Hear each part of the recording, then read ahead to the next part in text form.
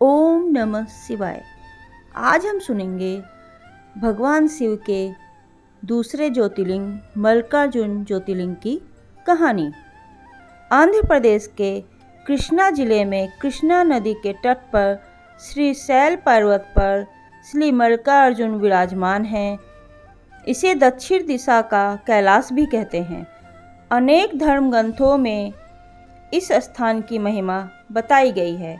महाभारत के अनुसार श्री शैल पर्वत पर भगवान शिव का पूजन करने से अश्वमेध यज्ञ करने का फल प्राप्त होता है।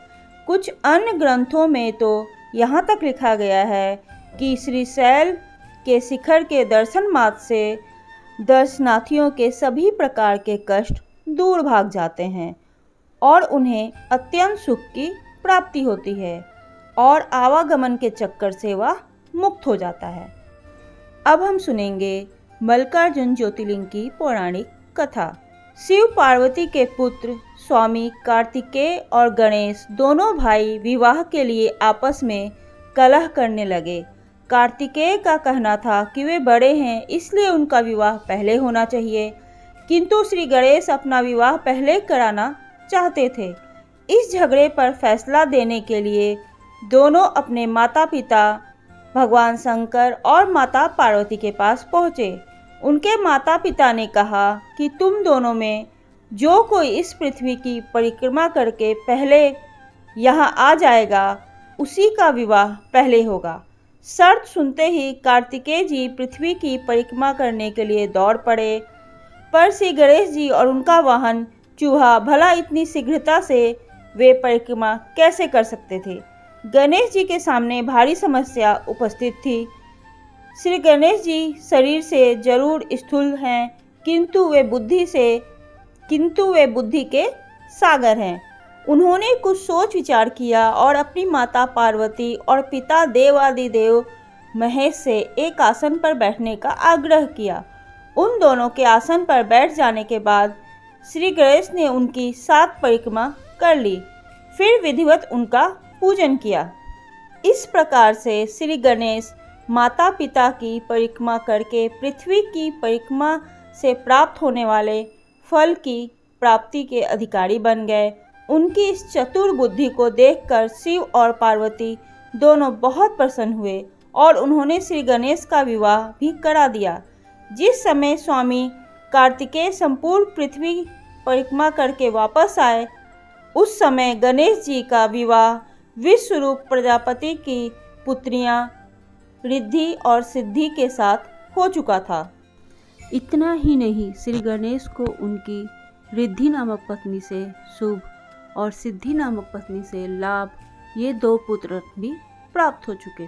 भ्रमरशील और जगत का कल्याण करने वाले देव ऋषि नारद ने स्वामी कार्तिकेय से यह सारा वृत्तांत कह सुनाया। श्री गणेश का विवाह और उन्हें पुत्र लाभ का समाचार सुनकर स्वामी कार्तिकेय को बहुत ही गुस्सा आया। इस प्रकार से नाराज कार्तिक ने शिष्टाचार का पालन करते हुए अपने माता पिता के चरण छुए और वहां से चल दिए। माता पिता से अलग होकर कार्तिकेय स्वामी कौंच पर्वत पर रहने लगे। शिव और पार्वती ने अपने पुत्र कार्तिकेय को समझा बुझा बुलाने हेतु देव ऋषि नारद को कौंच पर्वत पर भेज दिया। देव ऋषि नारद ने बहुत प्रकार से स्वामी को मनाने का प्रयास किया, किंतु वे वापस नहीं आए। इसके बाद कोमल हृदय माता पार्वती पुत्र स्नेह से व्याकुल हो उठी। वे भगवान शिव जी को लेकर कौंच पर्वत पर पहुंच गई। इधर स्वामी कार्तिकेय को कौंच पर्वत अपने माता पिता के आगमन की सूचना मिली और वे वहां से 3 योजन अर्थात 36 किलोमीटर दूर चले गए। कार्तिकेय जी के चले जाने पर भगवान शिव उस कौंच पर्वत पर ज्योतिर्लिंग के रूप में प्रकट हो गए। तभी से वे मल्लिकार्जुन ज्योतिर्लिंग के नाम से प्रसिद्ध हुए। मल्लिका माता पार्वती का नाम है, जबकि अर्जुन भगवान शंकर को कहा जाता है। इस प्रकार सम्मिलित रूप से मल्लिकार्जुन नाम के ज्योतिर्लिंग के नाम से यह ज्योतिर्लिंग जगत में प्रसिद्ध हुआ।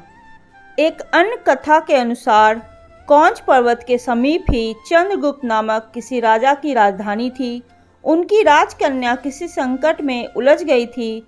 उस विपत्ति से बचाने के लिए वह अपने पिता के राजमहल से भागकर पर्वतराज की शरण में पहुंच गई। वह कन्या ग्वालों के साथ कंदमूल खाती और दूध पीती थी। इस प्रकार उसका जीवन निर्वाह उस पर्वत पर होने लगा। उस कन्या के पास एक श्यामा गाय थी। उसकी सेवा वह स्वयं करती थी। उस गौ के साथ विचित्र घटना घटित होने लगी। कोई व्यक्ति छिपकर प्रतिदिन उस श्यामा का दूध निकाल लेता था। एक दिन उस कन्या ने किसी चोर को श्यामा का दूध दूहते हुए देख लिया। तब वह क्रोध में आग बबूला हो उसको मारने के लिए दौड़ पड़ी। जब वह गौ के समीप पहुंची तो उसके आश्चर्य का ठिकाना नहीं रहा, क्योंकि वहां उसे एक शिवलिंग के अतिरिक्त कुछ भी दिखाई नहीं दिया। आगे चलकर उस राजकुमारी ने उस शिवलिंग के ऊपर एक सुंदर सा मंदिर बनवा दिया। वही प्राचीन शिवलिंग आज मल्लिकार्जुन ज्योतिर्लिंग के नाम से प्रसिद्ध है। इस मंदिर का भली भांति सर्वेक्षण करने के बाद ऐसा अनुमान किया जाता है कि इसका निर्माण काल लगभग 2000 वर्ष प्राचीन है। मुख्य मंदिर के बाहर पीपल पाकर का सम्मिलित वृक्ष है। उसके आसपास चबूतरा है। दक्षिण भारत के दूसरे मंदिरों के समान यहाँ भी मूर्ति तक जाने का टिकट कार्यालय से लेना पड़ता है। पूजा का शुल्क टिकट से पृथक होता है। यहाँ लिंग मूर्ति का स्पर्श प्राप्त होता है। मल्लिकार्जुन मंदिर के पीछे पार्वती मंदिर है। इन्हें मल्लिका देवी कहते हैं।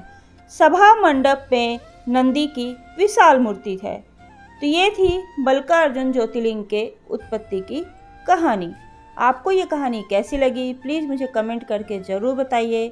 और ऐसी ही धार्मिक और रोचक कहानी को सुनने के लिए प्लीज़ मेरे चैनल को लाइक कीजिए, सब्सक्राइब कीजिए। ओम नमः शिवाय।